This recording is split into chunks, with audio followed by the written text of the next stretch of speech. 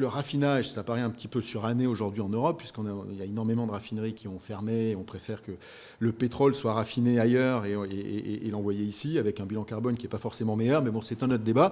Enfin, en tout cas, c'est un des derniers raffineurs qu'on a en Europe. Hein. C'est le plus gros d'ailleurs. Et alors, ce qui est important, c'est qu'il a fait évoluer son business model. Et aujourd'hui, c'est le leader mondial du biofuel, du biodiesel en particulier, qui est un des carburants qu'on utilise le plus en Europe, hein, le biodiesel, et qui est en train de se développer sur le SAF, Sustainable Aviation Fuel. C'est en fait le carburant donc, pour vert, entre guillemets, pour les avions.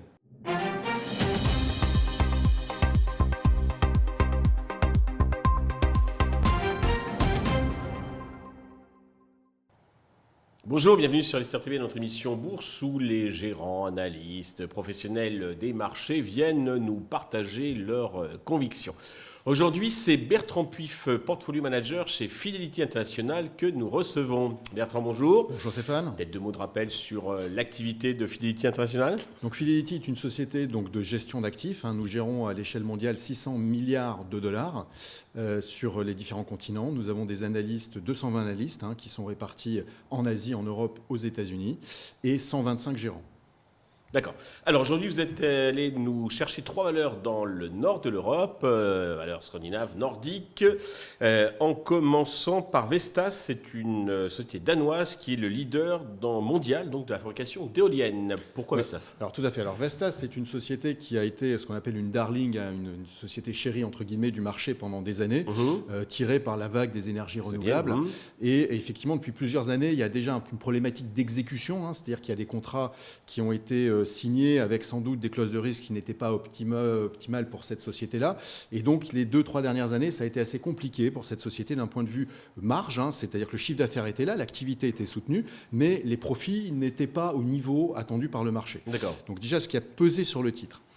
Après est arrivée effectivement l'élection de Donald Trump qui a mis un terme à la croissance et même d'ailleurs qui a mis à l'arrêt complètement le marché de l'éolien offshore, donc au large, donc en mer. Ça a un petit peu ralenti, mais il a mis un peu le coup de massue. Voilà, coup de massue sur ce marché-là, puisqu'aujourd'hui il y a un moratoire, on ne peut plus développer aux États-Unis sur l'offshore donc de champs éoliens. Donc ça a effectivement considérablement réduit donc, les perspectives à moyen terme. Mais j'allais dire que ça c'est déjà dans le cours du titre, puisque le titre est en baisse significative. Sur ces plus hauts, on est à moins 50, moins 60. Oui, sur un an, on est à moins 50%. Voilà, moins 50% exactement. Donc on va dire que le marché a déjà intégré ces perspectives-là. Et nous, on pense que d'une part, on est à la fin de ces problématiques d'exécution sur les contrats actuels dans le carnet de commandes, et que le nouveau management a fait ce qu'il fallait pour que ça ne se renouvelle pas dans le futur. Et d'autre part, on pense qu'il y a encore un marché. Il y a un avenir sur l'éolienne. Exactement. Et même aux États-Unis, j'allais dire, puisqu'on sait que sur la partie terrestre, c'est 80% en fait du potentiel du marché terrestre éolien américain est aux mains en fait des États, pas aux mains de l'État fédéral, mais aux mains des différents États. On sait que la Californie, par exemple, est très ambitieuse dans son plan de développement de l'éolien, et notamment en backup des data centers, puisque les data centers, on les met sur le réseau, mais à un moment donné, on a besoin d'une certaine flexibilité et pouvoir appeler une énergie donc, qui est facilement appelable. On ne démarre pas une centrale nucléaire ou une centrale au charbon comme ça. C'est plus facile d'arrêter de démarrer une éolienne. Et donc, effectivement, dans un état où les conditions de vent sont bonnes, on n'a pas besoin de subventions, eh bien, ça vient un peu dans la chaîne d'investissement des data centers. D'accord. Donc, il y a suffisamment de vent pour que ce soit tout rentable. À fait. Ok. Je me rappelle de la brume de San Francisco, mais je ne me rappelle plus qu'il y avait du vent. Mais j'y vais passer souvent. Deuxième valeur, donc, c'est une finlandaise. C'est le leader du raffinage de biodiesel en Europe. Ça s'appelle Nestlé. Nestlé, ne pas confondre effectivement avec Nestlé, c'est pas la même chose. Là, on est effectivement dans le raffinage. Alors pourquoi on parle de ça ? C'est vrai que le raffinage, ça paraît un petit peu suranné aujourd'hui en Europe, puisqu'il y a énormément de raffineries qui ont fermé. On préfère que le pétrole soit raffiné ailleurs et l'envoyer ici, avec un bilan carbone qui n'est pas forcément meilleur. Mais bon, c'est un autre débat. Enfin, en tout cas, c'est un des derniers raffineurs qu'on a en Europe. C'est le plus gros d'ailleurs. Et alors, ce qui est important, c'est qu'il a fait évoluer son business model. Et aujourd'hui, c'est le leader mondial du biofuel, du biodiesel en particulier, qui est un des carburants qu'on utilise le plus en Europe, le biodiesel, et qui est en train de se développer sur le SAF, Sustainable Aviation Fuel. C'est en fait le carburant donc, pour vert, entre guillemets, pour les avions. Donc ça, c'est un marché donc émergent, mais qui est amené à se développer dans les années à venir. Alors, c'est une société qui a fait énormément d'investissements. Et là, effectivement, on parle d'investissements très, très lourds dans des nouvelles raffineries, notamment pour ce carburant pour l'aviation. C'est à Singapour, un énorme investissement de plusieurs milliards. Et il y a eu des décalages, effectivement, dans, on va dire, à la fois donc, dans la montée en puissance de ces usines, parce qu'on sait que c'est des gros projets que... quand vous avez, effectivement, c'est un nouveau carburant aussi, donc c'est compliqué. Et le marché n'avait pas forcément, à une certaine époque, pris en compte ce risque-là. Maintenant, il l'a pris en compte. Le titre est à moins 80 par rapport à son plus haut. Donc ça, c'est quand même extrêmement faible. Et ce qui est important de voir, c'est que même si on a ces décalages, mais sur donc, ce carburant pour les avions, même si on l'avait aussi sur le biodiesel, mais là on sait que la Californie, par exemple, veut à nouveau pousser les biocarburants. Donc il y a aussi, même aux États-Unis, un futur pour les biocarburants. Eh bien, la valorisation aujourd'hui est extrêmement faible. Si on voulait, donc, imaginons qu'un concurrent arrive et veut répliquer l'actif industriel de Nestlé, eh bien, il vaut mieux acheter Nestlé en bourse parce que ça coûte la moitié de l'investissement qu'il faudrait faire effectivement nécessaire pour ça. Donc voilà, donc aujourd'hui c'est un titre qui est vraiment pas cher. Il y a des perspectives de consolidation avec d'autres acteurs au niveau mondial qui pourraient révéler donc la valeur cachée de ce titre-là. Intéressant.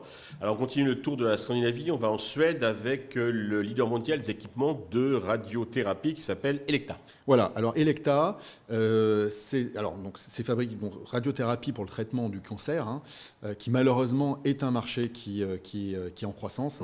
Voilà. Alors à l'échelle mondiale, on a vraiment deux acteurs. Alors après, il y a des petites startups, etc., mais on a deux acteurs. On a donc Elekta, donc société suédoise comme vous l'avez dit, et on a également Varian, qui est une société américaine à la base, mais qui a été rachetée il y a quelques années par Siemens. Voilà, donc deux acteurs importants, donc un duopole à l'échelle mondiale. Et c'est vrai qu'il y a des cycles produits. Varian, sur ces 5-6 dernières années, avait un produit supérieur et donc a effectivement un momentum. Voilà, c'est lui qui a pris des parts de marché et donc le cours de bourse à l'époque Varian, ensuite Siemens en a bénéficié. Et au contraire, Elekta a vu son cours de bourse symétriquement baisser. Et ils ont investi fortement dans des produits, et notamment ils ont acheté il y a quelques années une société donc, de logiciels. Et donc maintenant, pour améliorer la partie logicielle du produit, puisque le guidage, effectivement, pour avoir une meilleure image, et puis un meilleur traitement en particulier, un meilleur traitement en fait, des tumeurs. Et aujourd'hui, donc, on a un produit qui est en train d'être lancé, qui est en phase d'approbation par la FDA, donc les instances américaines qui doivent valider ces produits-là avant le lancement, et qui sera guidé par l'intelligence artificielle. Donc là, on a fait vraiment un saut quantique en termes de technologie. Et nous, on pense vraiment que ce n'est pas du tout reflété dans le cours de bourse. Et donc là, ils sont repassés devant en termes de technologie. On pense qu'ils sont repassés devant, et on est dans cette phase-là où ils commencent à marketer, entre guillemets, le produit. Les autorisations commencent à leur être données, et on devrait voir, dans les trimestres qui viennent, un momentum se construire sur leur carnet de commande. Et ce produit-là, de notre point de vue, devrait être à une marge significativement supérieure à leur ancien produit. Très intéressant, donc Vestas, Nestlé et Elekta. D'une manière générale, plus globale, quel est votre sentiment de marché? Même si ce n'est pas évident aujourd'hui, ça change tous les jours, entre le moment où on enregistre et puis où l'audience donc regardera l'interview, il va certainement se passer des choses. Alors c'est un marché qui effectivement est très volatile. Alors dans un marché comme cela, c'est vrai que nous on pense qu'il va y avoir le retour du stock picking. Stock picking, c'est quoi? C'est la sélection de titres. Et la sélection de titres, elle est basée sur la connaissance de ces titres-là. Et je disais en introduction, Fidelity, 220 analystes au niveau mondial.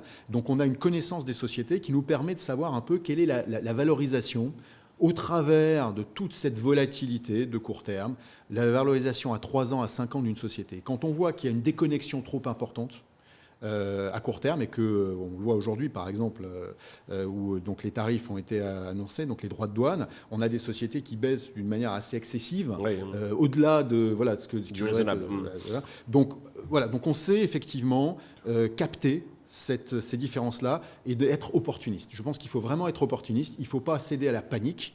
Et il faut avoir cette vraie vision de la valorisation d'une société. Et quand on l'a, en fait, on est plutôt soulagé parce qu'on sait à peu près quand c'est trop cher, quand c'est pas assez cher. Et on peut effectivement faire des optimisations de portefeuille pour avoir le meilleur couple risque-rendement. Ces conditions sont plutôt favorables à la gestion active. Tout à fait. Merci Bertrand. Je vous en prie, merci. Merci à tous de nous avoir suivis. Je vous donne rendez-vous très vite sur Investisseur TV avec de nouveaux invités.